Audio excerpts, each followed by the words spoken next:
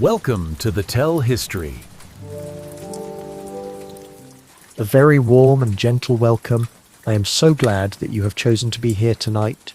Find a position where your body can feel completely supported, where every muscle can begin to soften and let go. Take a slow, deep breath, imagining you are inhaling the cool, crisp and clean air of a high mountain peak, and as you breathe out, release the day. Let all its noise, its hurry and its worries dissolve into the quiet atmosphere of this space. Tonight, our journey takes us high into the Alps, to a place where the ice held a secret for more than 5,000 years. We are going to explore the story of Ötzi the Iceman, but we will not focus on the dramatic headlines.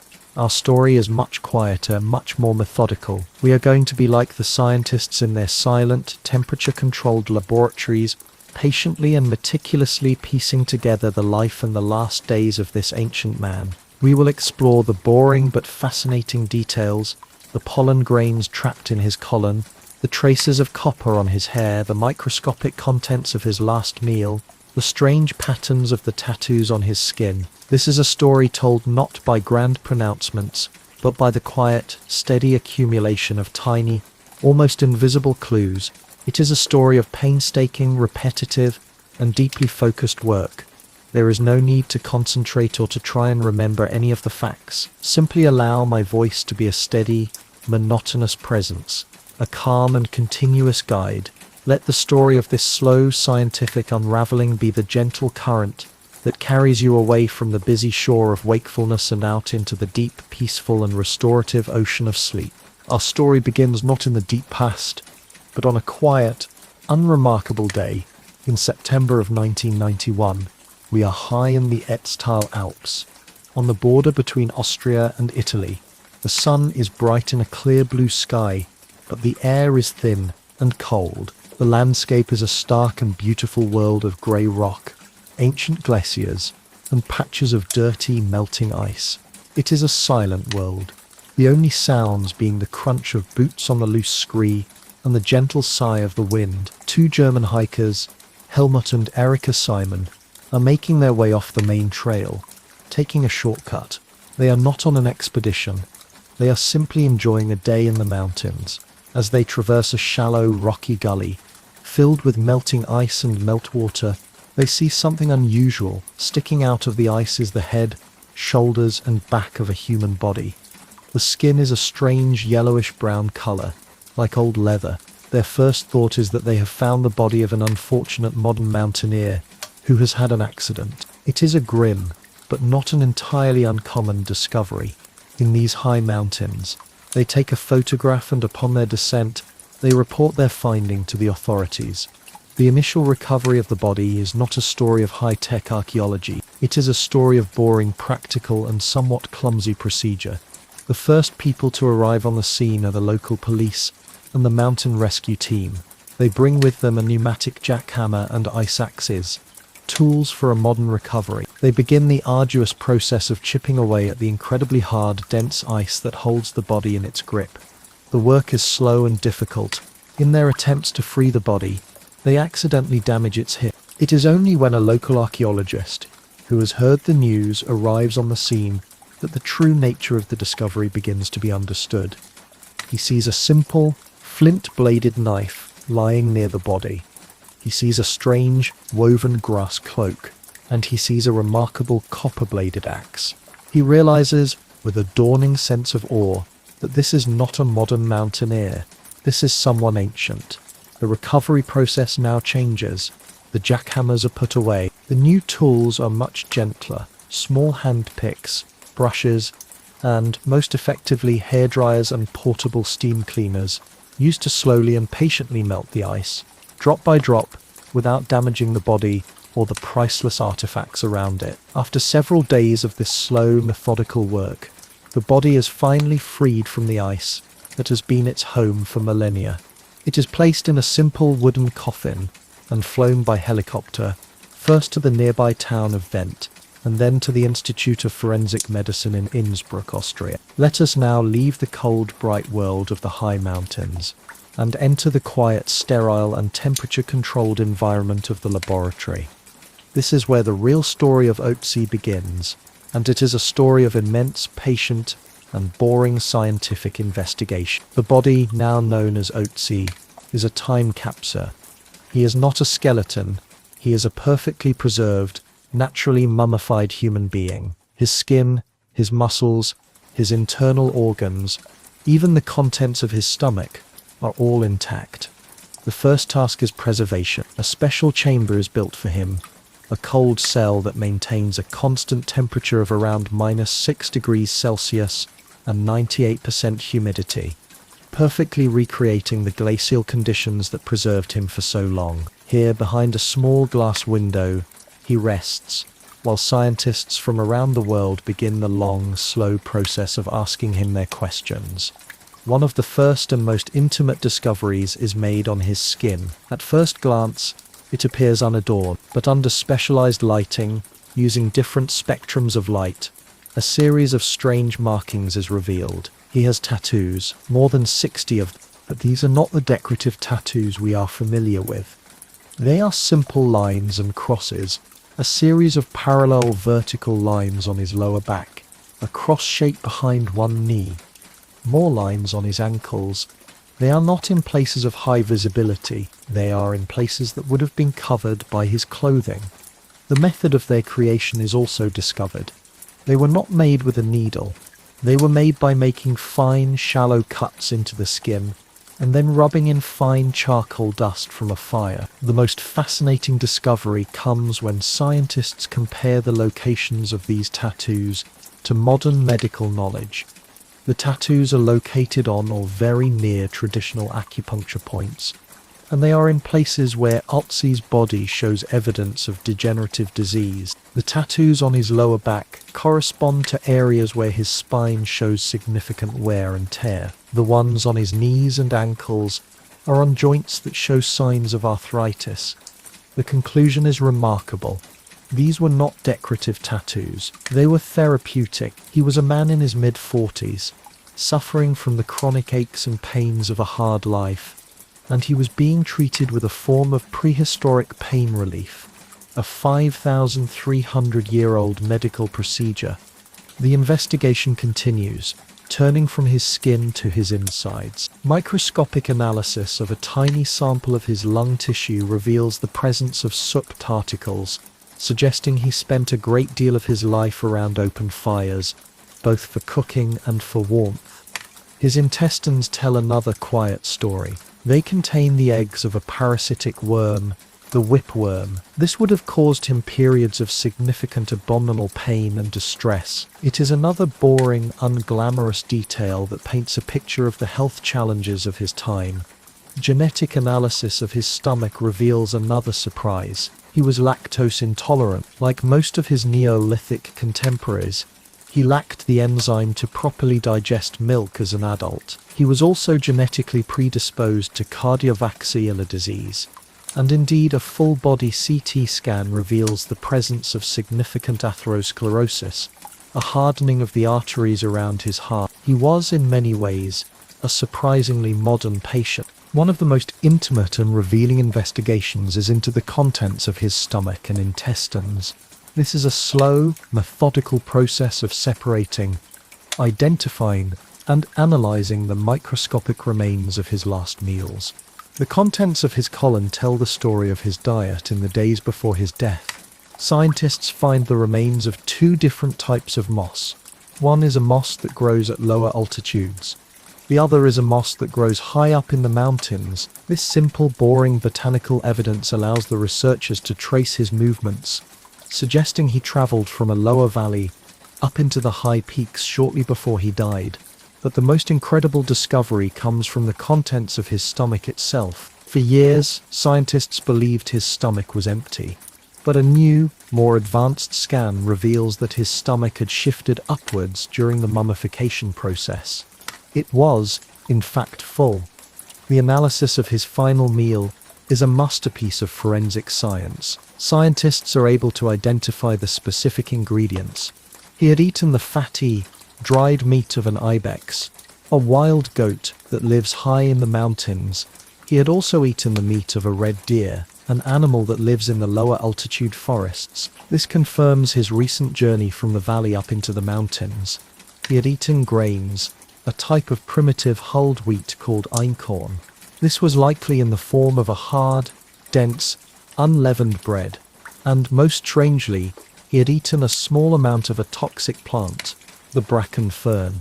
The theory is that he was not eating the fern for its nutritional value, but was perhaps using its large leaves to wrap his other food, and had ingested some of it by accident. Or perhaps it was a traditional medicine taken to try and purge his body of the parasitic whipworms that plagued him. This final meal, analyzed in such painstaking detail, gives us a quiet, intimate snapshot of his last hours. He had felt safe enough to eat a large, substantial meal shortly before his death. He was not on the run, starving in the wilderness. He was a man who had planned, prepared, and eaten a full meal.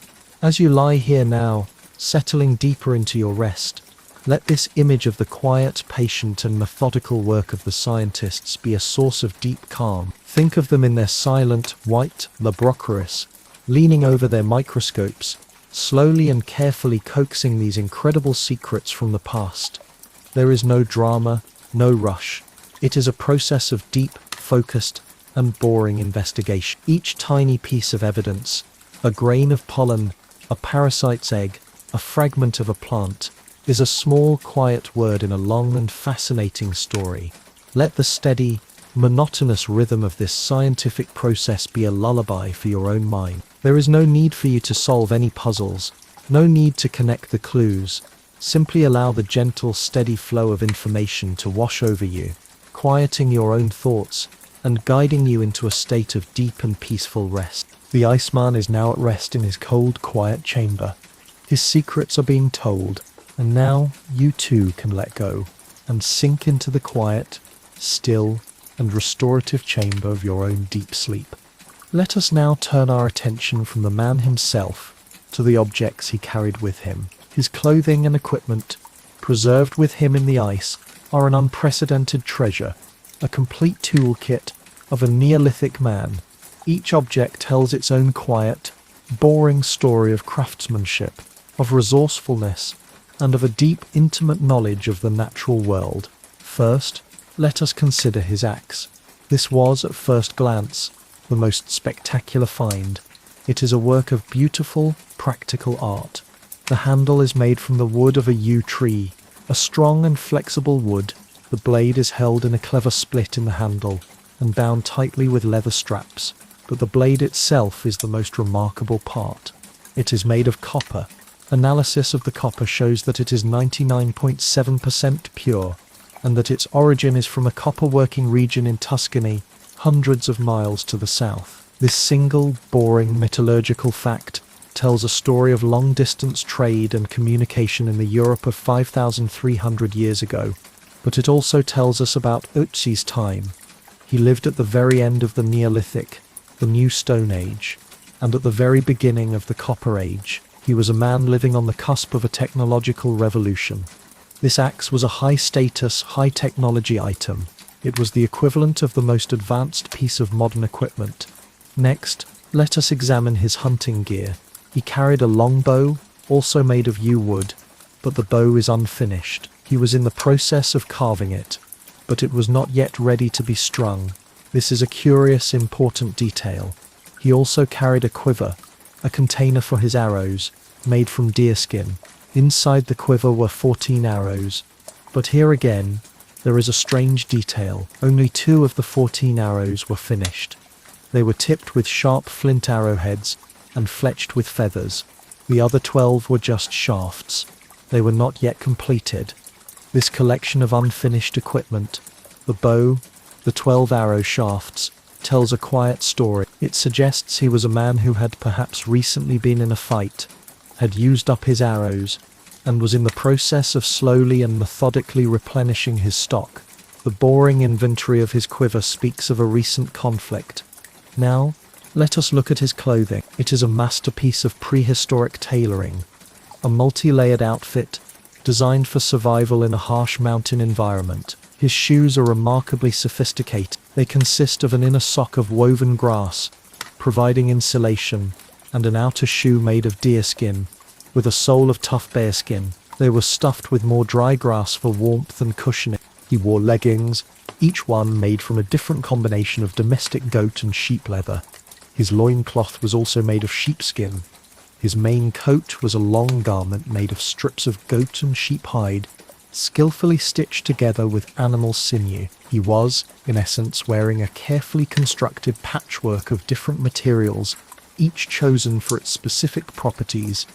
On his head, he wore a cap made of bear skin, and over his clothes he likely wore a long woven cloak made of alpine grass. This cloak would have acted like a prehistoric waterproof jacket, shedding the rain and the snow and providing another layer of insulation. His entire wardrobe tells a story of a man who was a master of his environment. He was not a primitive savage. He was a highly skilled individual who knew precisely which materials to use and how to craft them into effective, life-sustaining garments. He also carried a small personal toolkit. He had a flint dagger with a simple ashwood handle. He had a small pouch on his belt which contained a first aid kit of sorts. Inside were several pieces of a particular type of fungus, the birch polypore. This fungus is known to have antibiotic properties and can be used to staunch bleeding. He was a man prepared for injury. The pouch also contained his fire-starting kit. This consisted of a piece of flint, a piece of pyrite to strike against it to create a spark, and a collection of a special flammable fungus, tinder fungus, to catch the spark and nurture it into a flame. Each of these objects, examined with slow, patient and methodical care, adds another layer to our understanding of this man. They are not just artifacts. They are the boring, practical and essential components of a life lived fine. They are the quiet, physical evidence of his intelligence, his skill, and his deep, profound connection to the world in which he lived. As you lie here, your own body comfortable and warm, let the image of this ancient toolkit be a soothing one. Think of the quiet craftsmanship of the copper axe. Think of the patient stitching of the leather coat. Think of the simple, essential wisdom of the fire-starting kit. There is no drama here.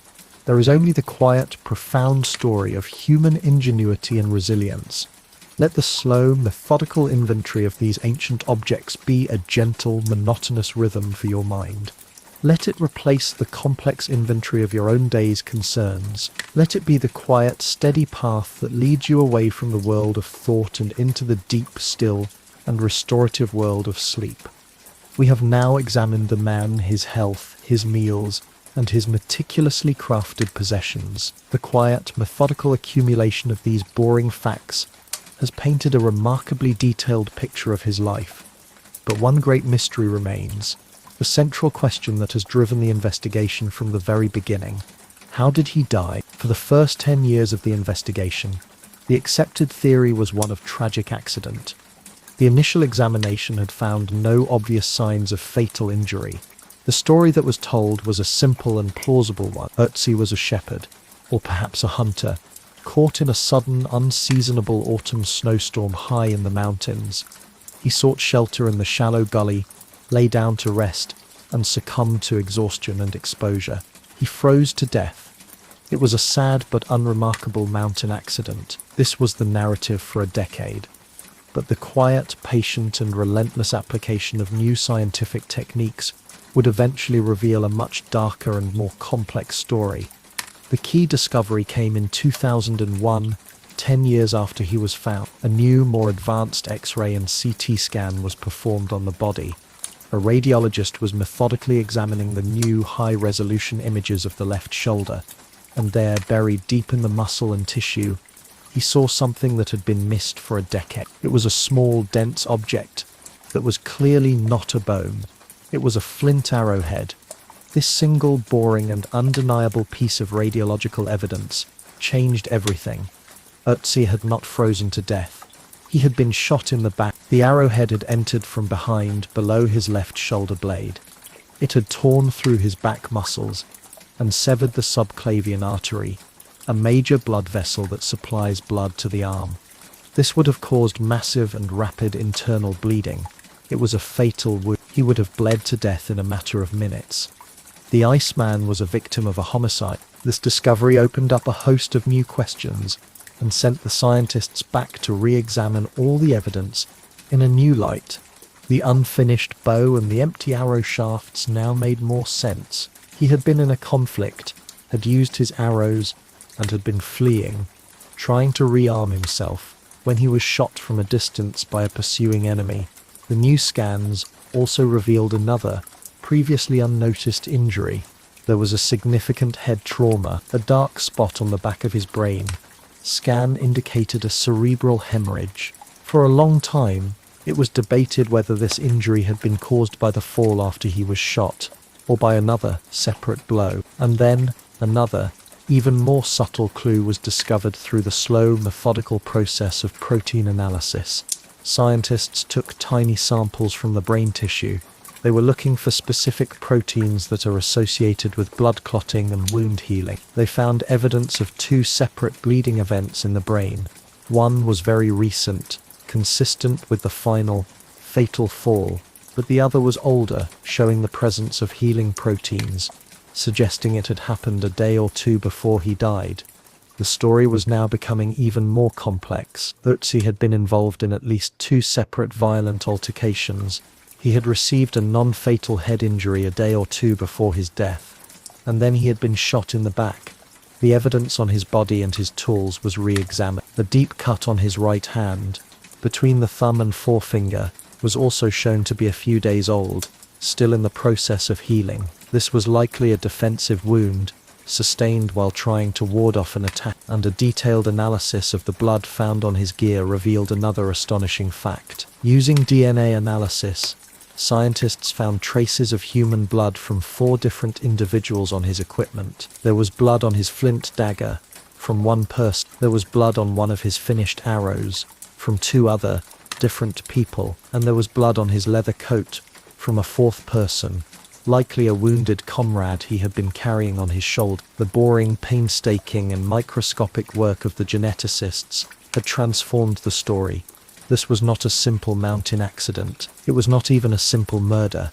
It was the final chapter of a complex and violent saga. Let us now try to reconstruct a plausible final narrative, based on this slow, methodical accumulation of scientific fact. Our story is no longer one of a shepherd caught in a storm. It is the story of a warrior, a man of high status, embroiled in a conflict within his own community. A few days before his death, down in the valley where he lived, Otzi is involved in a violent, close-quarters fight. He receives a defensive wound to his hand and a blow to the head, but he prevails. He kills at least one of his opponents with his dagger. But the conflict is not over. He is forced to flee. He is a refugee, a man on the run. He travels up into the high, remote mountains, a landscape he knows well. He is perhaps accompanied by a wounded comrade whose blood stains his coat. He believes he is safe. He finds a sheltered spot, the gully where his body would one day be found. He lays out his gear. He begins the slow, methodical and boring work of repairing his equipment and rearming himself, whittling a new bow, preparing new arrow shafts. He feels secure enough to eat a large meal, the ibex and red deer meat he has brought with him. And then his enemy or enemies catch up with him. They do not challenge him to a face-to-face fight. They are at a distance, perhaps 30 yards away. One of them draws a bow, and Otzi is shot from behind. The arrow strikes a fatal blow. He likely falls, hitting his head on a rock, causing the final fatal brain hemorrhage. His killer or killers approach him. They do one significant thing. They pull the wooden shaft of the arrow out of his back, but they leave the flint arrowhead buried deep inside his body. Why?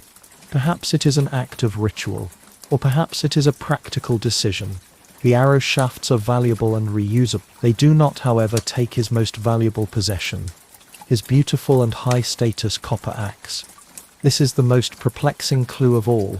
To leave such a valuable item behind suggests that this was not a simple robbery. This was a personal conflict, an assassination, an act of retribution. Once their target was dead, they had no more interest in his possessions. They simply turned and disappeared back into the mountains, leaving the Iceman to be slowly and gently covered by the snow and the ice, which would hold his secrets for the next 5,300 years. Our story is now complete. The mystery, through the slow, patient and methodical work of 1,000 different scientific inquiries, has been solved, as much as it can ever be. The boring, painstaking collection of data has given us a vivid, detailed and deeply human story. As you lie here now, at the very end of our journey, let the image of the Iceman at rest be a final, calming thought. His long, violent struggle is over. His 5,000-year sleep in the ice is over. He now rests in a quiet, cold and sterile room. His story told, his secrets revealed, he is at peace. Let his final peace be your own. All the struggles of your own day, all the conflicts, all the anxieties are now over. The time for investigation, for analysis, for thought is done. The only thing that remains is the deep quiet and restorative stillness of the night. Let go of the details of the story. Let go of the names, the dates, the scientific facts. Let them all dissolve, like snowflakes melting in the spring. Allow your mind to become as still and as silent as the high mountain glacier. There is nothing more to do. There is nothing more to know. There is only this moment of profound peace, this gentle, final descent into a deep and completely untroubled sleep. I understand you wish to continue our quiet journey. While the central narrative of Otzi's life and death is complete, let us now allow our focus to drift into the even quieter, more contemplative spaces that surround his story. Let this be the final, gentle settling of the dust, a last meditation before sleep. Think of the ice. For 5,300 years, the glacier was his silent guardian. It was not a violent force, but a slow, patient and methodical one. Imagine the snows of that first winter, gently covering his body. Year after year, more snow fell. The weight of the new snow compressed the old snow beneath it, slowly, grain by grain, transforming it into dense, hard glacial ice. This process is incredibly slow, a form of geological timekeeping. His body was not frozen in an instant. It was gradually and gently enveloped. The glacier acted as a perfect natural laboratory, protecting him from the scavengers, from the elements, and from the slow decay of time itself. It held him in a state of perfect stillness, a secret locked in its cold blue heart. And then, just as slowly, the climate of our own world began to change. The great alpine glaciers, which had been stable for centuries, began a slow, almost imperceptible retreat. The melt season in the high mountains began to last a little longer each summer. For decades, Otzi remained hidden, but the sun of the late 20th century was patient. It slowly, millimeter by millimeter, melted the ice that had held him for so long. His discovery was not an accident of a single warm summer. It was the result of a long, slow and boring climatic process, a gradual revealing. The ice, which had been his perfect preserver, was now the thing that threatened to destroy him. If he had not been found by those two hikers on that specific day, his body, now exposed to the sun and the wind, would have quickly decayed and been lost forever. He emerged into our world for only a brief fleeting moment, a tiny window of opportunity between his long entombment and his potential destruction. Let this image of the slow, patient rhythm of the ice be a comfort to you. It is a rhythm that operates on a time scale far beyond our own human concerns. It is a rhythm of immense, deep, and profound quiet. Now, let us think for a moment about the questions that can never be answered. We know how he died, but we will never know the precise details of what. What was the nature of the dispute that led to his death? Was it a fight over territory, over resources? Was it a personal feud, a matter of honor or jealousy? Who was the man who shot the arrow? Was he a rival, a former friend? What did he feel as he loosed that fatal shot? Triumph? Regret? And what did he say when he returned to his village and was asked what had become of Ötzi? These are the human details, the story behind the science that are lost to us forever. They are the empty spaces in the historical record, and there is a kind of peace in this. There is a quiet humility in acknowledging the limits of our knowledge. We can uncover the boring physical facts, but the complex emotional world of this man, the true narrative of his last days as he experienced them, will always remain a mystery. Let this acceptance of the unknown be a source of calm for you. In your own life, there are questions that have no answers, puzzles that cannot be solved, and that is all right. At the end of the day, we can let go of the need to know everything. We can let go of the struggle for certainty. We can simply rest in the quiet of what is. The story of Ötzi is, in the end, a story about survival. He was a survivor. He survived the harshness of his environment. He survived the chronic aches and pains of his own body. He survived a violent attack, only to be brought down by another. And then, in the most remarkable way of all, his body survived for 5 millennia, allowing him to speak to us from across the vast, silent ocean of deep time. His story is now told. The scientists have put away their instruments.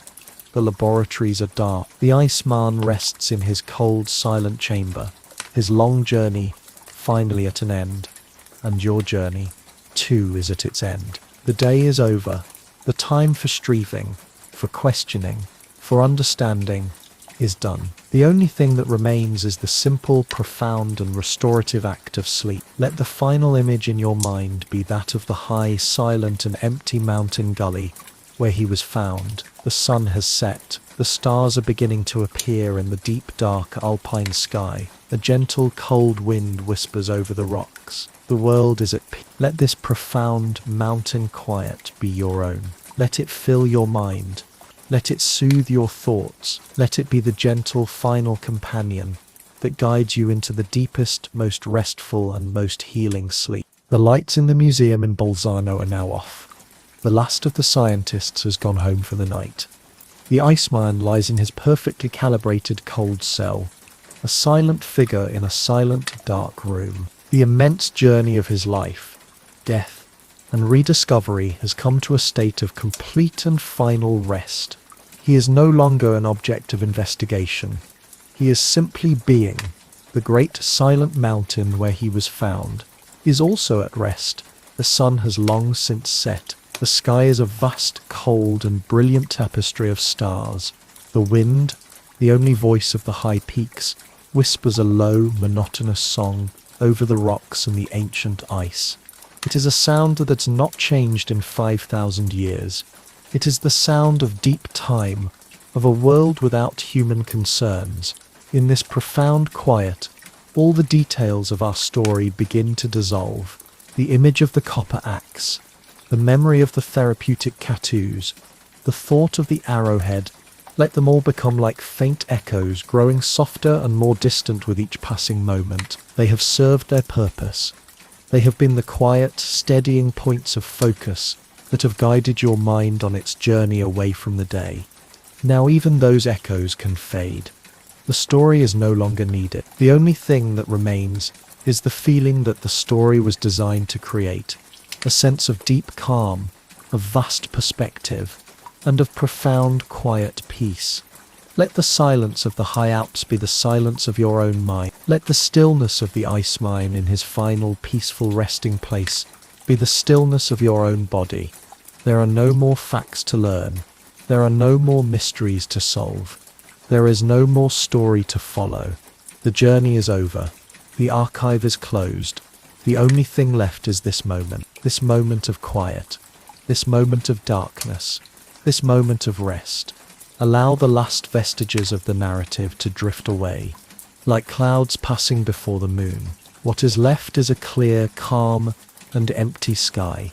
Enter that emptiness, enter that quiet, enter into your own deep and completely untroubled sleep.